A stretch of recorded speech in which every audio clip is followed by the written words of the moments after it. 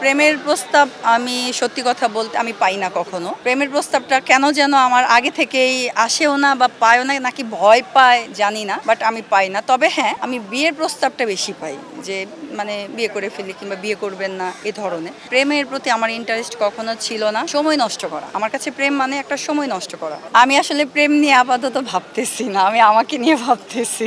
আচ্ছা, আমার যেমন ছেলে পছন্দ, ব্যক্তিত্ব থাকতে হবে, শিক্ষাগত যোগ্যতা থাকতে হবে, ফ্যামিলি ব্যাকগ্রাউন্ড থাকতে হবে, অবভিয়াসলি ভালো মেন্টালি ভালো মানুষ হতে হবে। অবশ্যই টেস্ট করে দেখবো, পরীক্ষা করে দেখবো, দেন তারপরে। না না না, চলার জন্য যতটুকু দরকার এনাফ, থাকা খাওয়া চলার জন্য যতটুকু, কারণ শান্তিটাই হচ্ছে মেন। শান্তি কয়জনের? এবি পলির মানে বুদ্ধিমানরাই জানে। AB Poly UPVC pipes and fittings, টিকবে যুগের পর যুগ। আমার সাথে যার ম্যাচ করবে বা মেন্টালি যার সাথে সেট হবে সেই। আমার সব থেকে, আমি এই যাবৎ 7-8টা মুভি করেছি, এর মধ্যে সব থেকে ভালো গল্প হচ্ছে আমার যে প্রেম মুভিটা। এই গল্পটা দুর্দান্ত।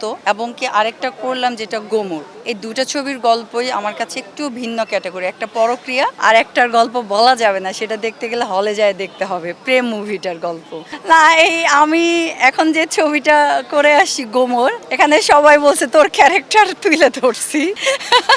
মানে আমাকে দেখে সবাই বলতেছে যে তোর বাস্তবের চরিত্রটাই এখানে।